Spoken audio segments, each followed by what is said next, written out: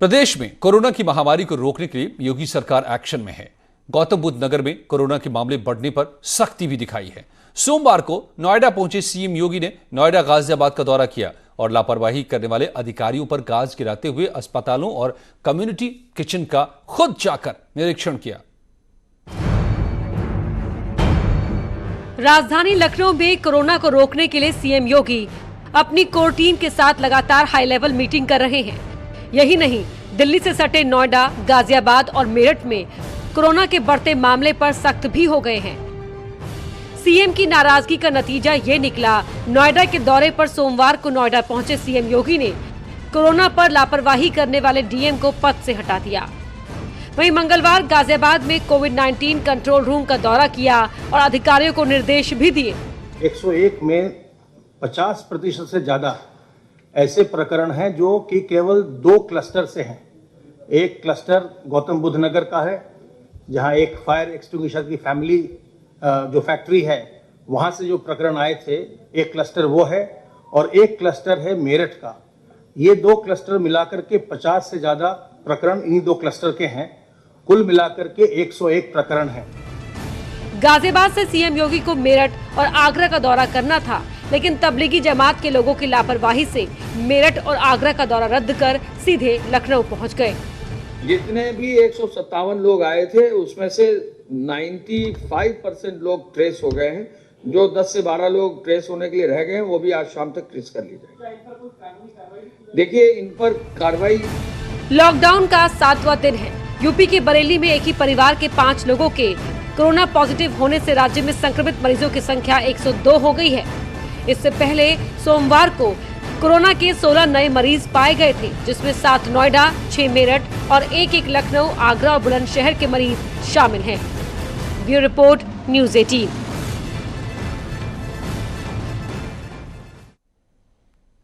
जी हाँ, तो जिस तरीके से अचानक तबलीगी जमात के मामला सामने आ रहे हैं, उसने तहलका मचा दिया है, कोहराम मचा दिया है।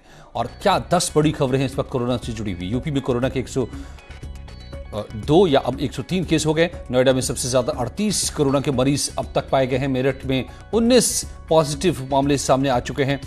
गाजियाबाद में कोरोना के 7 मरीज पाए गए हैं। 5वीं बड़ी खबर है कोरोना से जुड़ी हुई। राजधानी लखनऊ में कोरोना के 9 मरीज अब तक पॉजिटिव पाए गए हैं। मंगलवार को प्रदेश में 6 नए मरीजों की पुष्टि आज हो चुकी है।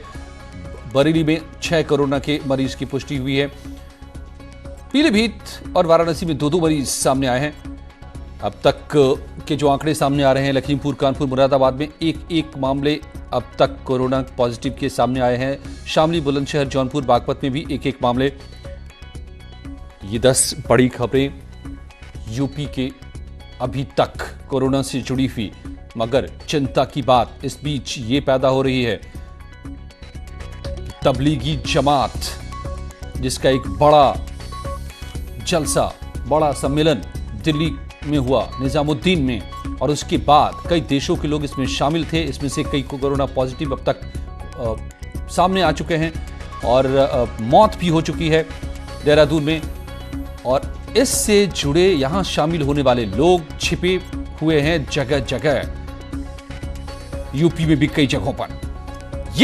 इसने खलबली मचा दी है। अब इनकी धरपकड़ शुरू हुई है। क्या इरादा इन सब का था? दिल्ली में सबसे ज्यादा अब जो मामला खुलकर सामने आ रहा है, कोरोना पॉजिटिव लोगों की तादाद तो तबलीगी जमात की वजह से हुई है। यह खुद दिल्ली के मुख्यमंत्री अरविंद केजरीवाल ने सामने रखा है। यह भी खबर सामने आ रही है कि तबलीगी जमात के लोगों को जब टेस्ट कराने ले जाया जा रहा था तो जानबूझकर वो बस के बाहर थूकते नजर आए और कहा जा रहा है कि वो जानबूझकर फैलाने की बात कर रहे थे। तो क्या बातें हैं, ये अभी तमाम सवालों के दायरे में है। मगर इतनी बड़ी चूक, बिना परमिशन, इतने देशों से लोग, इतनी बड़ी तादाद में तकरीबन 2000 लोग कैसे जमा हो गए वहां पर, तमाम देशों के, ये बड़ा सवाल है। और अब इसका साया यूपी पर भी है, क्योंकि यूपी के कई शहर में तबलीगी जमात से जुड़े हुए लोग छिपे हुए हैं। 157 लोगों की अब तक जानकारी मिली है, न जाने और कितने लोग होंगे हैं। और इस सब के बीच नोएडा नंबर 1 पर है अब तक उत्तर प्रदेश के भीतर कोरोना केसेस के मामले में। तो क्या नोएडा में कोई खामी रह रही है? कैसे अभी भी मामले बढ़ रहे हैं? क्या क्या एहतियात आप बरतें? क्या इसके लक्षण हैं? एक बार ठीक से फिर से समझिए इन सभी सवालों के जवाब, क्योंकि मेरे साथ इस वक्त एक खास मेहमान जुड़ रहे हैं। डॉक्टर महेश शर्मा, एक पेशे से डॉक्टर, राजनेता, पूर्व केंद्रीय मंत्री, नोएडा के लगातार सांसद और वर्तमान सांसद भी मेरे साथ जुड़ चुके हैं। आप देख रहे हैं। नमस्कार डॉक्टर महेश शर्मा जी, मैं अजय स्टूडियो से बोल रहा हूं। आपका बहुत बहुत स्वागत है न्यूज 18 पर। नमस्कार जी डॉक्टर साहब। नमस्कार अजय जी। जी डॉक्टर साहब। नमस्कार जी। आपने अजय जी, आपने एक विशेष सवाल उठाया है जी। यूं तो देश भर में और विश्व भर में चिंता कोरोना की जारी है, लेकिन नोएडा की विशेष भौगोलिक और सामाजिक स्थिति होते हुए नोएडा एक ऐसी जगह है जहां पूरे देश के कोने के लोग, बल्कि विश्व के लोग भी यहां पर रहते हैं। 5-6 यूनिवर्सिटियां हैं जिनमें विदेशों के स्टूडेंट्स भी पढ़ते हैं। बहुत बड़ी संख्या में विदेश जाने वाले आने वाले लोग भी यहां पर बसते हैं। झुग्गियां बस्तियां भी हैं, बहुत बड़ी बड़ी झुग्गी बस्ती, करीबन 3-4 लाख लोग यहाँ झुग्गियों में रहते हैं। करीबन गांव के लोग भी हैं। ऊंची राइज बिल्डिंग्स हैं, करीबन 486 25 मंजिली 20-20 मंजिली सोसाइटियां हैं, जिनमें जाने का एक ही रास्ता है, एक ही लिफ्ट है उनकी, एक ही सीढ़ी है उनके जाने की। तो यहां की स्थिति थोड़ी सी और जगह से अलग है और एनसीआर का हिस्सा है। देश के कोने कोने से आए हुए मजदूर यहां पर हैं। उन मजदूरों को हम ये मान लेते हैं कि रजिस्टर्ड मजदूरों को राशन भी पहुंच गया, उनके खाते में 1000 रुपए भी पहुंच गए। लेकिन रजिस्टर्ड मजदूर होने के साथ साथ जितनी संख्या रजिस्टर्ड मजदूरों की है, उतनी संख्या अनरजिस्टर्ड मजदूरों की भी यहां पर रहती है। बिल्कुल। जो आते हैं, जब तक रजिस्ट्रेशन होता तब तक चले जाते हैं। तो ये एक बहुत बड़ी संख्या, उनके खाते में कुछ नहीं पहुंचेगा। एक साइट पर काम करने वाला लेबरर, वर्कर, उसके खाते में किसी भी व्यवस्था से नहीं पहुंचेगा। तो यहां की स्थिति को जानते हुए आज जिस भावना से माननीय प्रधानमंत्री जी ने अपील की है कि सिर्फ इसका एक इलाज है कि हम दूरी मेंटेन रखें एक दूसरे से, हम स्वार्थी बन जाएं, अपने आप को बचाएं। एक बात कहिए कि अपने को बचाएं, प्रियजनों को बचाएं। अरे अपने को बचा लेंगे अगर 123 करोड़ देशवासी अगर अपने अपने को बचा लें, सभी 130 करोड़, तो पूरे देश का कल्याण हो जाएगा, मानवता का कल्याण हो जाएगा। मैं बताना चाहता हूं सभी आपके टीवी चैनल के माध्यम से, अजय जी, आप भी बहुत बड़ा अपने न्यूज 18 चैनल के माध्यम से दिन भर 24 घंटे लोगों का आनंद मनोरंजन भी ध्यान रख रहे हैं, लोगों को पूरी सेवाएं भी दे रहे हैं। आपका कैमरामैन जो बेचारा कहां से चलकर अस्पताल में आज किसी को कह दो चले जाओ, डालने से घबरा जाएगा, हाथ दूर से हाथ हिला देगा, ये भी रिस्क लेकर अपना काम पे लगे हुए हैं। तो इसकी भावना को देशवासी समझें। ये जो पलायन करने वाले लोग हैं, देखिए एक और प्रॉब्लम समझिए, ये जो मजदूर पलायन करने वाले लोग हैं, इन तक शायद ये टीवी का मैसेज भी नहीं पहुंच पाता है। इनके साथ दिक्कत है कि हम और आप तो टीवी देख रहे हैं, जो टीवी देखने वाले हैं वो इसकी एनालिसिस भी कर रहे होंगे, सब चीजें हो रही होंगी, लेकिन क्या ये टीवी के चैनल उन लोगों तक पहुंच पा रहे हैं? वो जिम्मेदारी हम सबको निभानी होगी। सामाजिक संस्थाओं के लोग, तुम्हारे और शासन प्रशासन के लोग जो हैं, उन सबको निभानी होगी। वो जरूरी है कि उन तक हम ये समझाएं कि ये हम आपके भले के लिए कर रहे हैं। उनको रोकना आसान नहीं है, मैं समझता हूं। हम पुलिस वाला जब किसी को रोकता है तो हमारे दिल में एक भावना जागती, पुलिस वाला ऐसा क्यों कर रहा है? क्या हमारी लड़ाई पुलिस से है? क्या हमारी लड़ाई कोरोना से है? भाई पुलिस से नहीं है। पुलिस वाला तो हमारे भले के लिए कर रहा है, हमसे अपनी जिंदगी रिस्क में डाल रहा है। अभी मुझे ध्यान है यहां का थाना अध्यक्ष जो बेचारा शायद 48 घंटे से ढंग से सोया तक नहीं है, खुद को बुखार है, मास्क लगा रखा है, जुकाम भी है, और खुद दवाई लेकर भी गया है इस चिंता के साथ कि साहब मुझे कोरोना वायरस भी हो सकता है क्या। मैंने कहा भाई मैं नहीं कहता कि संभावना नहीं होने की, लेकिन अगर है भी तो भी मान के चलें इसकी परसेंटेज मॉर्टेलिटी 2% है, 2 से 3% है। जी। आज अगर हम पूरे देश 130 करोड़ के देश में माने तो कुल 1000 कुछ 1200 के करीबन कुछ लोग अभी भी हमारे देश में संक्रमित हैं। मैं मान लेता हूं कुछ लोगों के टेस्ट नहीं हुए होंगे तो और थोड़ी बहुत केसेस इसमें बढ़ जाएंगे। फिर भी अगर हम परसेंटेज निकाले पूरे देश की, ये परसेंटेज कम है। लेकिन अगर एक बार ये कम्युनिटी में फैला वायरस तो फिर ईश्वर को दोष मत देना, फिर किसी को, प्रधानमंत्री को दोष मत देना कि हमने सग में महते। हमारे प्रधानमंत्री जी को भगवान ने, ईश्वर ने, अल्लाह ने, गुरु नानक ने, ईसा मसीह ने, सबने संदेश दे दिया है कि अगर अब भी आप नहीं चेते तो फिर ईश्वर भी माफ नहीं करेगा आपको, मानवता भी आपको माफ नहीं करेगी। ये समय है संकट काल का, हम सब लोग मिलकर इसमें संकल्प लें। जो अपने किराएदार हैं, अपने जरूरतमंद हैं, मैं बता रहा हूं यहां से हम लोग करीबन 15,000 लोगों को रोज सुबह शाम दोपहर का और शाम का खाना सामाजिक संस्थाओं से साथ मिलकर कर रहे हैं। उनके किराए के लिए भी आज बहुत सारे लोगों ने कहा साहब ठीक है 1 महीने का किराया हम उनका माफ कर देंगे। बहुत सारे लोग उनके स्कूल कम्युनिटी सेंटर खोल दिए गए हैं। लेकिन इस सारे संदेश को उन लोगों तक पहुंचाने की जो इस भीड़ की दौड़ में कहीं पीछे हैं, उनके पास टीवी भी हो सकता है, ना हो सकता ना देख पा रहे हो टीवी आपका ये जी। तो उन तक भी ये संदेश पहुंचाना बहुत जरूरी है। और पलायन करने वाले मजदूर जब वो सड़क पर चल रहे 700 किलोमीटर यहां से, बोले हमने पूछा सड़क पर, बोले मैं कहां जा रहे हो, बोले साहब गोरखपुर जा रहे हैं। मैंने कहा पैदल जाओगे, बोले साहब पैदल जाएंगे। बोले वहां तो योगी बाबा होंगे, योगी जी फिर हमें मोतिहारी पहुंचा देंगे। ये दर्द सुनकर हम सबकी चिंता बढ़ जानी चाहिए। अगर अभी जो ये मरकज का जो कार्यक्रम निजामुद्दीन पर हुआ है अजय जी, ये आई ओपनर है हम सब। मैं यही सवाल करना चाहता था डॉक्टर साहब, धार्मिक जलसा था, ये एक बड़ी जलसे के जी यही बड़े सवाल करना चाहता था कि आपने कहा जो नहीं जान पा रहे हैं उनको बताना होगा, लेकिन जो जानबूझकर कर रहे हैं उनका क्या? बिना परमिशन रोकने के बावजूद इतना बड़ा जलसा कर लिया गया और अब ये एक नया हैवॉक क्रिएट हो रहा है। यूपी भी उसकी जद में आ रहा है और पूरा देश। और दिल्ली में सबसे ज्यादा मरीज अरविंद केजरीवाल ने खुद कहा है कि यही जमात से जुड़े लोग पाए गए हैं। तो ऐसे लोगों का क्या करेंगे फिर? इस चूक का क्या कहें? देखिए अजय जी, मैं यहां के सो कॉल्ड एक वीआईपी सेक्टर 15A है जी, उसमें एक कंपनी के मालिक जो वहां रहते हैं उसके 12 कर्मचारी 30 लोग उसी के यहां के इन्फेक्ट हुए और अंत में वो स्वयं भी उससे इन्फेक्ट हो गए, स्वयं खुद भी इन्फेक्ट हो गए इस बीमारी से। तो वो मजदूर जो जलसे में आए हुए थे उनकी स्थिति देख लीजिए। तो ये बीमारी किसी गरीब अमीर की बीमारी नहीं है, ये मानवता की बीमारी है। इसमें यह ना समझे कि मैं तो बच जाऊंगा, मैं पैसे वाला हूं और अभी कुछ पैसे वालों ने यह सोचा कि मैं बच जाऊंगा। जिन गरीबों के बीच में जाकर मैंने चर्चा करी तो उनमें से कुछ उठे, बोले साहब ये बीमारी आपको होने वाली, हमें नहीं होने वाली। तो हमने कहा क्यों नहीं होने वाली भाई आपको? तो आप सुनोगे उनका जवाब, बोले साहब विदेश यात्रा में आप ही लोग जाते हो, हम कहीं विदेश नहीं जाते, तो हमें नहीं होगी ये बीमारी। अब ऐसे भ्रमों को कौन हटाएगा? पैसे वाले को यह लग रहा है कि मैं तो घर में सुरक्षित हूं, गरीब जो सड़क पर बैठा उसे यह लग रहा है कि ये तो विदेश यात्रा करने वालों की बीमारी, मेरी बीमारी नहीं है। तो आखिरकार प्रधानमंत्री की चिंता को समझो, उनके दर्द को समझो, वो किस लेवल पर तैयारी, उनकी आंखों के पीछे झांक कर देखो कि किस भावना से वो इस काम में लगे हुए हैं।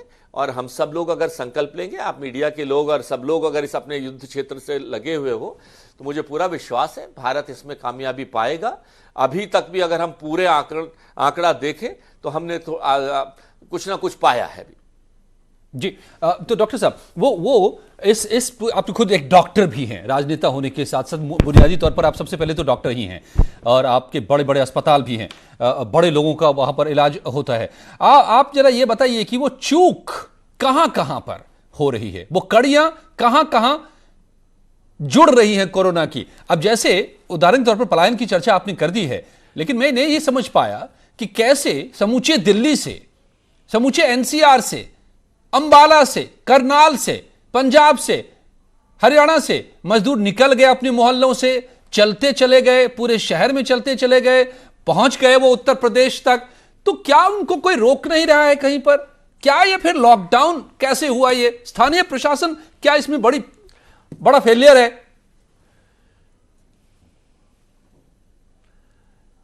देखिए, मैं अजय जी आपकी बात से सहमत हूं कुछ हद तक। मैंने कहा ना कि एक ऐसी स्थिति पैदा हो जाती है कि अगर 1000-2000 सामने खड़े हो गए तो पुलिस वाला उन पर डंडे नहीं बरसा सकता। हालांकि इसमें कहीं ना कहीं थोड़ी सी चूक किसी ना किसी स्तर पर हम लोगों की, या डिले इन इंप्लीमेंटिंग अगर हम कह दें, हमने देर से उठाया हुआ कदम कह दें। उसके बाद गृह मंत्री जी आए एक्शन में, उन्होंने और सभी मुख्यमंत्रियों और सभी लोगों ने फैसला किया कि जो जहां है उसे वहीं रोक दो। हम कामयाब हुए उसमें जी। वो पिछले 24 घंटे का समय देखकर घबराहट होती थी। आपके टीवी चैनल पे जब हम देखते थे तो घबराहट होती थी। वो भीड़ जब आनंद विहार बस अड्डे की दिखती थी तो चिंता होती थी। और मैं पेशे से डॉक्टर और सामाजिक कार्यकर्ता दोनों के नाते जब मैं देखता था कि 1 मीटर की दूरी की जिसकी हम बात कर रहे हैं, यहां तो कंधे से कंधा टकरा रहा है, तो अब यही चिंता दूसरी समा रही है कि वो 1 घंटे का समय एक दिन का जो समय गुजर गया, वो उस एक दिन के समय में क्या कुछ हुआ होगा, कितना नुकसान हमारा हुआ होगा, ये आने वाला समय बताएगा। लेकिन फिर भी हमें हिम्मत नहीं हारनी चाहिए। जो कुछ हो गया है उसे पीछे भूलें, आगे ना हो उसका प्रयास करें। और फिर मैंने बताया सिर्फ 2 काम करें, फेस पर मास्क का साधारण मास्क, बिल्कुल साधारण मास्क, N95 प्लाई मास्क की चक्कर में ना पड़े। ये 3 प्लाई का मास्क है, मैं खुद इसको इस्तेमाल कर रहा हूं, पेशे से डॉक्टर हूं। आप समझिए बड़े बड़े सर्जरी ऑपरेशन हम करते रहे हैं पिछले 40-35 वर्षों से, मैं भी इस पेशे में हूं। किसी ऑपरेशन, किसी सर्जरी को N95 मास्क लगाकर डॉक्टरों ने नहीं किया है। यह 3 प्लाई मास्क सफिशिएंट है। साबुन से हाथ धोना उतना ही कारगर है जितना सैनिटाइजर से। सैनिटाइजर की दौड़ में ना दौड़े। दिन भर में मैं 40 बार 50 बार साबुन से हाथ धोता हूं। अगर ये सरफेस मेज का मैंने छू दिया, छूने के बाद अपने फेस पर नहीं लगाऊंगा मैं। अगर मुझे छींक खांसी आई है तो हाथ में खांसी नहीं करूंगा, मैं बगल में अपने में खांसी कर लूंगा, दोनों बगल में मैं अपनी छींक या खांसी कर लूंगा। अपने कपड़े में यहां से घर ले जाता हूं, एक डिटर्जेंट की बाल्टी है, डिटर्जेंट की बाल्टी में डाल देता हूं, ऊपर का अपना गाउन अपना कोट यहीं उतार कर रख जाता हूं।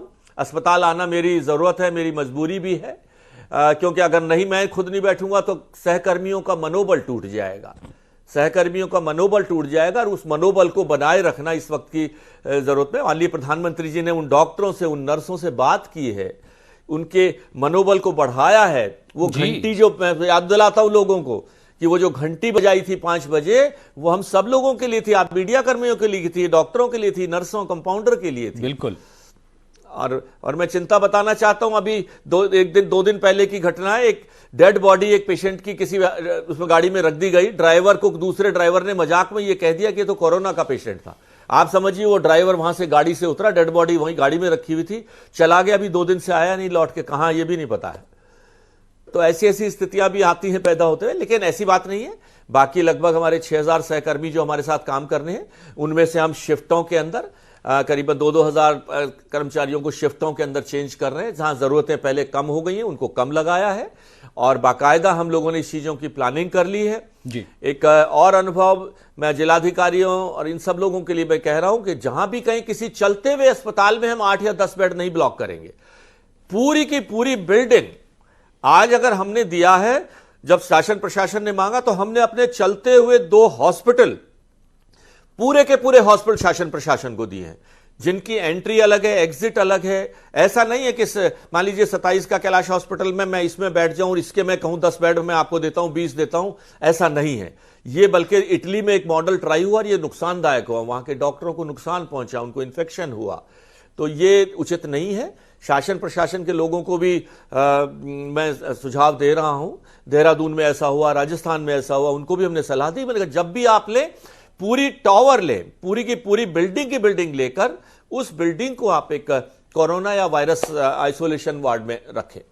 बिल्कुल डॉक्टर साहब, आपने बड़े इत्मीनान से, मैं इसलिए आपको नहीं बीच में रोक रहा हूं कि बड़ी ज़रूरी बातें आप लगातार कह रहे हैं। और जो मास्क की बात आप कह रहे हैं, मैं स्टूडियो में नहीं लगाता क्योंकि मुझे बोलना है, मगर इससे बाहर जब भी होता हूं तो लगा लेता हूं और बार बार हाथ धोता हूं। और ये सैनिटाइजर भी यहां बैठता हूं, लैपटॉप है मेरे पास, तमाम चीज़ें हैं, तो मैं इसको भी सैनिटाइज करके बैठता हूं और फिर ये मेंटेन करता हूं हमेशा। लेकिन बहुत सारी बातें जो भ्रम के तौर पर फैल रही हैं, जिसको आपने बताया, एक बात जो सबके जहन में है कि ये हालात कब तक बने रहेंगे, कब हम इससे आगे क्या होने वाला है?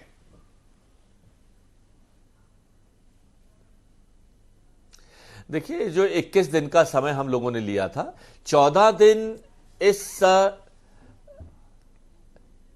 दिन इसका इंक्यूबेशन पीरियड है इस वायरस का, और 7 दिन हम लोगों ने एक एक्स्ट्रा प्रिकॉशन के लिए ले लिया था। मुझे उम्मीद है, शासन भी बता रहा है, केंद्रीय कैबिनेट सचिव ने बताया है कि अब हमें इसे बढ़ाने की जरूरत नहीं पड़ेगी।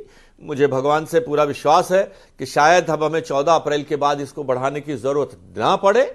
और लेकिन वो जब नहीं पड़ेगी जब आज अगर हम चूक गए, आज अगर हमने इस नियम को तोड़ दिया, ये आसपास साथ इकट्ठा होने को, 1 मीटर की दूरी मेंटेन करने को, और ध्यान रखें जो ये माथे पर हाथ लगाकर जो थर्मल जो टेस्ट हम करते हैं, ये थर्मल टेस्ट कोरोना का टेस्ट नहीं है।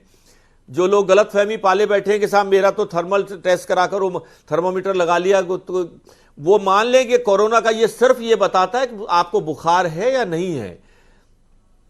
ये गलती ध्यान है उन महिला हमारी उन्होंने कपूर जी ने की थी कि वो सोचे मैं जब एक पढ़ी लिखी वो बता सकती लंदन से आकर कि मेरा तो एयरपोर्ट पर साहब कोरोना टेस्ट हो गया और उसकी वजह से बड़ा चिंता का माहौल बना रहा, वो खुद भी पॉजिटिव रही। तो मैं समझता हूं इसको माने कि ये खाली बुखार का टेस्ट है। हर हॉस्पिटलों में हम, हाँ, कणिका कपूर जी, तो ये ध्यान रखें कि ये कोई टेस्ट नहीं है और टेस्ट की दौड़ में भी ना दौड़े। देखो टेस्ट करने की भी अपनी क्षमता है। अभी तक हम करीबन 38,000 टेस्ट देश कर चुका है, लेकिन अगर हम माने 132 करोड़ के देश में 38,000 टेस्ट का मायने बहुत ज्यादा नहीं रखते हैं, तो सिर्फ जिनमें लक्षण हैं उन्हीं लोगों के टेस्ट करना संभव है। तो इस दौड़ में भी ना दौड़े, बचाव के लिए तैयार करें, दूरी मेंटेन करें, खांसते छींकते वक्त आपने मुंह हाथ पे अगर आ गई है तो हाथ को तुरंत धोने जाएं, दरवाजे डोर लॉक्स को कोहनी से खोलें। आप देखिए हमने अस्पताल में कर रखा है कि गेट घुसने से लेकर आखिरी तक सिवा ऑपरेशन थिएटर आईसीयू को छोड़कर सारे दरवाजे खुले हुए हैं ताकि आपको दरवाजा खोलते भी कहीं हाथ ना लगाना पड़े। बहुत छोटी छोटी प्रिकॉशंस हैं जिनसे हम अपनी भी मदद कर सकते हैं और समाज की भी मदद कर सकते हैं। बिल्कुल डॉक्टर साहब, मैं उम्मीद करता हूं कि आपने जो बातें जिस तरीके से साफ तरीके से बतौर डॉक्टर भी आप चीज़ों को बेहतर समझते हैं बताया है, बहुत सारा फायदा होगा, लोग का भ्रम भी बहुत सारा दूर होगा और इन चीज़ों को मेंटेन करेंगे। हम भी कैंपेन चला रहे हैं, स्टे होम, घर बैठिए, घर पर रहिए इन दिनों और सलामत रहिए। तो ये सभी मानिए, डॉक्टर महेश शर्मा जो कह रहे हैं उसको मानिए, तो हम कोरोना को हरा देंगे। बहुत जल्द हम कोरोना से आज़ाद भी होंगे इस वक्त जो हमने खुद को कैद कर रखा है। बहुत बहुत धन्यवाद डॉक्टर महेश शर्मा जी आपका न्यूज़ 18 से जुड़ने के लिए, मुझसे बात करने के लिए। यहां जारी है खबरों का सिलसिला और बड़ी खबर इस वक्त आ रही है। प्रधानमंत्री नरेंद्र मोदी ने RIL का आभार जताया है। पीएम केयर्स फंड में दान के लिए ये रिलायंस इंडस्ट्रीज लिमिटेड का आभार जताया है। खुद प्रधानमंत्री मोदी ने कहा है कि RIL ने फंड में 500 करोड़ रुपए दिए हैं, गरीबों की मदद कर रहा है RIL और लगातार इस अभियान में, कोरोना से जंग में रिलायंस अपना योगदान दे रहा है। तो बड़ी खबर, प्रधानमंत्री मोदी ने रिलायंस इंडस्ट्रीज के प्रति आभार जताया है मदद को लेकर। आपको बताएं कि रिलायंस इंडस्ट्रीज ने 500 करोड़ पीएम केयर्स फंड में दिए हैं। इसके अलावा राज्य सरकारों को भी पैसे दिए हैं। 100 बेड का पहला देश का कोरोना अस्पताल खड़ा कर दिया है रातों रात, जिसमें सिर्फ कोरोना मरीजों का इलाज होगा। इसके अलावा 1 लाख हेल्थ वर्कर्स को डेली मास्क सप्लाई कर रहा है RIL, जिसकी बड़ी किल्लत है इस वक्त, मास्क मिल नहीं रहे। साथ ही और कई तरह से रिलायंस इंडस्ट्रीज इस कोरोना से जंग में अपनी हिस्सेदारी निभा रहा है, मदद कर रहा है और इसी बात को लेकर प्रधानमंत्री नरेंद्र मोदी ने आभार जताया है RIL यानी रिलायंस इंडस्ट्रीज लिमिटेड का।